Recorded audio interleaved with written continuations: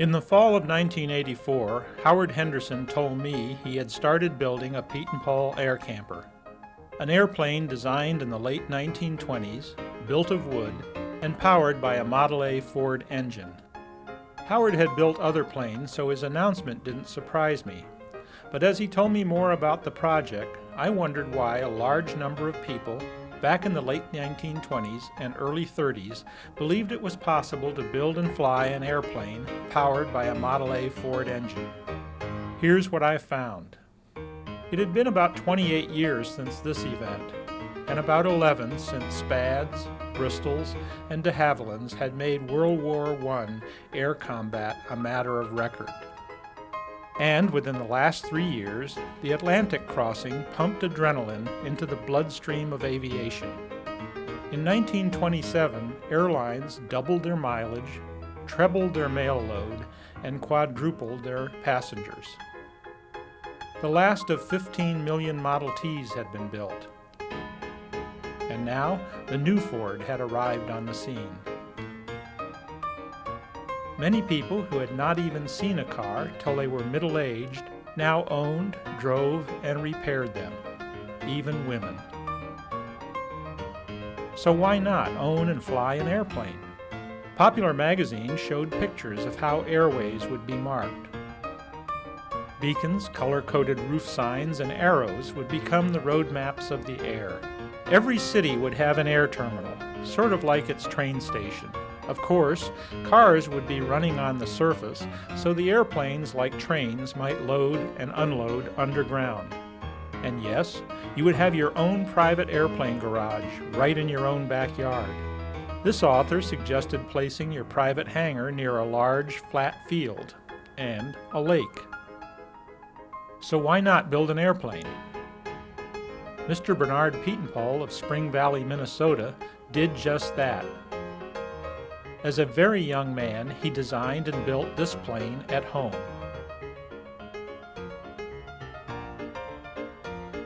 As an aside, he previously had built a Model T powered biplane and later designed a T-powered monoplane. This ad from a 1931 edition of Modern Mechanics and Inventions shows us that airplane building was not just a sideline with Mr. Pietenpol.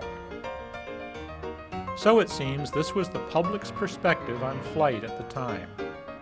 Now, let's take a closer look at this homemade airplane designed by Mr. Pietenpol. This plane called a Pietenpol air camper. The airframe is made of wood held together with plywood gussets, wire brads or staples, and plastic resin glue. Dozens of metal parts are needed. All are handmade. The wing section is known as a high lift section. The shape was designed by Mr. Pietenpol and makes it possible to fly the Piet with less than 40 horsepower. Ribs are assembled in a jig, then glued and stapled or tacked together. The ribs are then fastened to the spars. The center section of the parasol wing houses the gas tank. It's a gravity-fed system, of course. It's made of aluminum, first held together with sheet metal screws, and later heliarched. Landing gear of the early 30s era were straight, bungee-mounted axles with wire wheels. Wire wheels were stock on the earliest Piets, but later many were equipped with soft balloon-type wheels and more modern gear. The plane pictured here has been flying for more than 50 years. It was flown to Brodhead, Wisconsin by its newlywed owner-pilot Alan Rudolph at age 83 years old.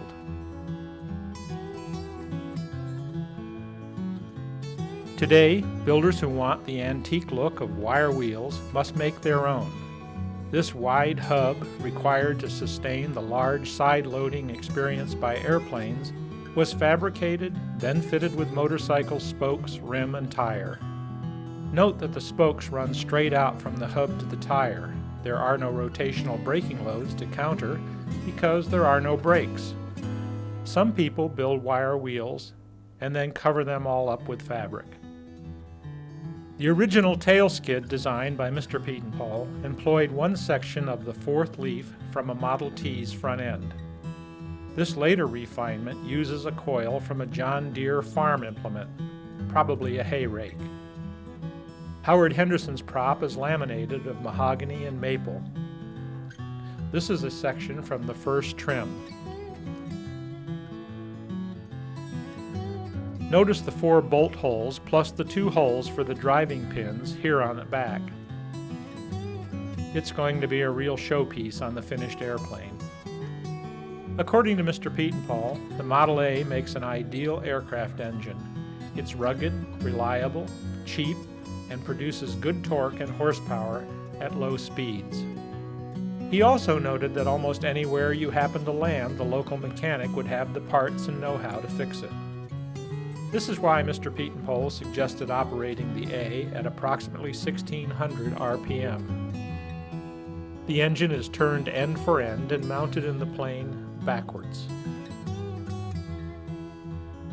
The 76-inch prop is bolted to the flywheel flange using a piece of Model T transmission as an adapter. Tubes are added to the output of the oil pump so the front and center main bearings receive oil under pressure. And to ensure plenty of oil for rod splashing, dams are added to the splash pan. A corner is cut off for a return passage and its edge bent up a half an inch to ensure a generous pool of oil remains in it at all times. The original cast iron timing gear cover plate is replaced with one made of 20-gauge steel in the interest of weight savings. The intake manifold is shortened and a wedge removed to level the carburetor in flight. The cast iron valve cover plate is replaced with a thinner, lighter aluminum or steel plate. The water pump is shortened so its pulley lines up with a modified crankshaft pulley. A magneto replaces the stock ignition system. It's driven by a homemade universal joint coupled directly to the crankshaft. A piece of shoe leather in the joint permits smooth operation even if the 2 shafts are not perfectly aligned. 9-inch exhaust stacks replace the cast iron manifold, and this modification sounds beautiful. The muff around number 1 stack provides carb heat. This detail is used to hold the intake manifold on the engine. Mr. Pietenpol recommended mounting a remote temperature gauge and running the A between 140 and 160 degrees Fahrenheit.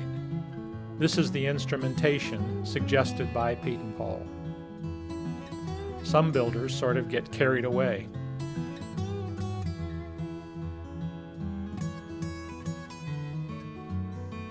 Airspeed is measured by this device. As shown here, it has yet to be calibrated by holding it out the window of a moving car and then marking the white plate in miles per hour. An aluminum head weighs about 15 pounds less than the cast iron original, so it's highly desired. The custom-made radiator is mounted above and just behind the engine. That extra tube relieves steam pockets that might form due to the uphill and backwards operation of the engine. The Pietenpol version is half as wide and twice as deep as the one in the A. This reduces drag while maintaining needed cooling capacity. Today in the skies, there are old Pietenpols and new Pietenpols. So the next time you hear the lovely sound of one of Henry's ladies, and there's not a sign of a roadster or 4-door in sight, don't give up looking. Just look up. You may just see a Model A powered air camper.